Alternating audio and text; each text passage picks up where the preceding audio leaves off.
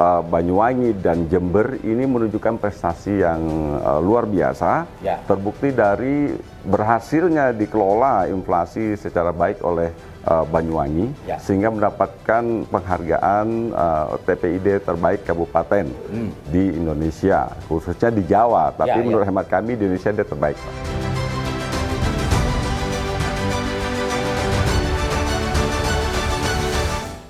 Assalamualaikum warahmatullahi wabarakatuh. Salam damai sejahtera buat kita semua. Swastiastu, Namo Buddhaya, dan salam kebajikan. Bertemu lagi dengan saya, Feby Mahendra Putra, Direktur Pemberitaan Tribun Network. Kali ini saya berada di Kabupaten Jember, Jawa Timur. Telah hadir bersama saya Bapak Yukon Aprinaldo. Beliau adalah Kepala Perwakilan Bank Indonesia di Jember. Saya akan bertanya kepada beliau mengenai situasi terkini di wilayah Jawa Timur bagian timur, karena beliau Kepala Perwakilan BI tentu mengetahui apa saja perkembangan ekonomi di wilayah ini. Assalamualaikum Pak Yukon. Waalaikumsalam Pak Feby Mahendra. Iya, bisa dijelaskan Kak mengenai Bapak nih sebagai Perwakilan BI, bagaimana kondisi perkembangan perekonomian di wilayah timur Jawa Timur, Pak?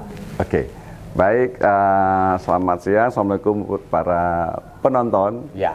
Jadi kami Pak sejak bulan Februari 2020 ini menjabat di sini, itu adalah pasca pandemi di 2021. Nah, apa yang kami lihat Pak, alhamdulillah Jawa Timur khususnya dari 5 wilayah kerja kami, yaitu Banyuwangi dan Jember ini menunjukkan prestasi yang luar biasa, terbukti dari berhasilnya dikelola inflasi secara baik oleh Banyuwangi, sehingga mendapatkan penghargaan TPID terbaik kabupaten di Indonesia, khususnya di Jawa, tapi menurut hemat kami di Indonesia dia terbaik, Pak. Gitu ya. Kemudian Jember juga Pak mendapatkan juga penghargaan. Itu adalah bukti bahwa ada sinergi dari Bank Indonesia dengan pemerintah kabupaten, karena memang tugas Bank Indonesia adalah menjadi advisor, menjadi advisory. Itu yang pertama Pak, itu pencapaian yang baik. Yang kedua adalah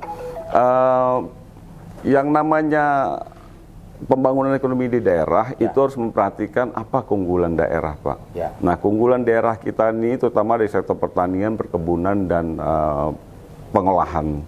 Nah, ini hemat kami masih punya ruang untuk ditingkatkan Pak. Misalnya Pak dengan membangun BUMD atau BUMDes untuk menampung dan menjaga kestabilan harga produk-produk masyarakat. Jadi kami rasa kedepannya masih ada ruang-ruang yang perlu kita kembangkan Pak Mahendra. Ya Pak, ini di tahun 2023 ini Presiden menyebut ini tahun ketidakpastian terutama ekonomi. Apa saran Bapak ini supaya perekonomian di wilayah Timur Jawa Timur tetap stabil nih Pak? Atau kalau perlu akselerasi gitu? Iya Pak, baik Pak Feby Mahendra, yang menurut hemat kami Pak, secara fundamental ekonomi Indonesia ini baik Pak.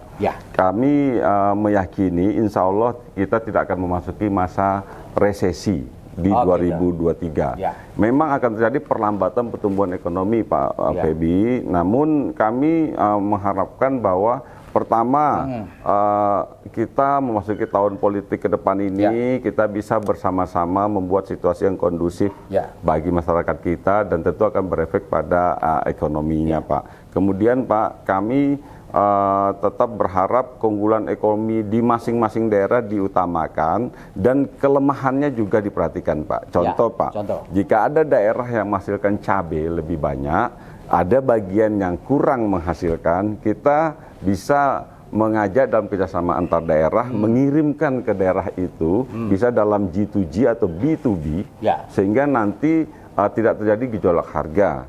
Nah, kemudian Pak, kita terus berusaha mengembangkan produk-produk lokal yang menjadi keunggulan Jawa Timur, seperti kopi, mungkin ada teh, ada kakao Pak. Untuk yang pertaniannya ada, kita upayakan Pak, saya sepakat dengan rencana pemerintah untuk menjadi mandiri di soal gula. Karena itu dibutuhkan perkebunan tebu yang lebih baik lagi. Itu salah satu contoh Pak Mahendra. Pak, saya lihat nih di kantor BI ini, di lobi ini ada produk-produk UKM. Iya Pak. Ada macam-macam gitu. Iya. Terus dipajang itu maksudnya untuk apa Pak? Jadi gini Pak, ya, itu BI tentu mengajak Pak kementerian terkait, dinas terkait untuk bisa bersinergi. Mungkin kami ingin menunjukkan juga bahwa BI juga memandang penting pengelolaan UMKM yang baik, Pak. Karena kami punya tagline, Pak, UMKM itu harus go mandiri, go global. Dan kami sudah membuktikan, Pak, di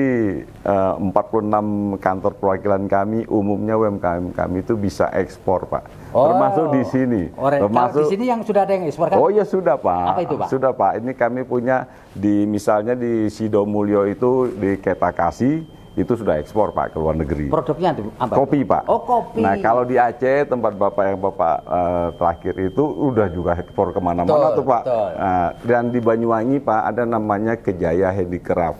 Itu salah satu UMKM kami yang terbaik yang paling banyak dipilih untuk masuk ke Paris Fashion Week. Gitu Nah, ya, di Lumajang, Pak, kemarin itu karya batik Lumajang yang mungkin belum banyak dikenal orang sudah kami sampaikan masuk di dalam Paris Fashion Week juga, dan itu di Jakarta luar biasa penjualannya, Pak. Kalau yang kopi itu yang paling banyak tujuannya kemana, Pak? Yang kopi Jember yang Arabica itu?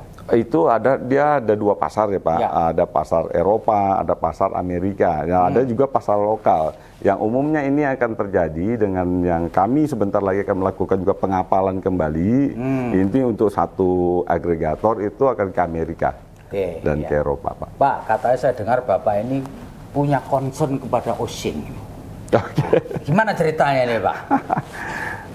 Ini sebagai bentuk penghargaan kepada darah mertua saya yang setengahnya Osing, banyak orang Banyuwangi. Jadi memang gini, Pak, kami kan Bank Indonesia itu concern ekonomi, Pak Mahendra. Jadi kami meyakini, Pak, bahwa ada kearifan-kearifan lokal, ada kultur lokal yang jangan hilang, Pak. Kita tahu, Pak, orang Jawa mengenal apa, Pak? Mertelu, membagi, kita tahu bagi hasil. Itu ada kearifan lokal. Kita punya kebiasaan untuk tidak merusak lingkungan.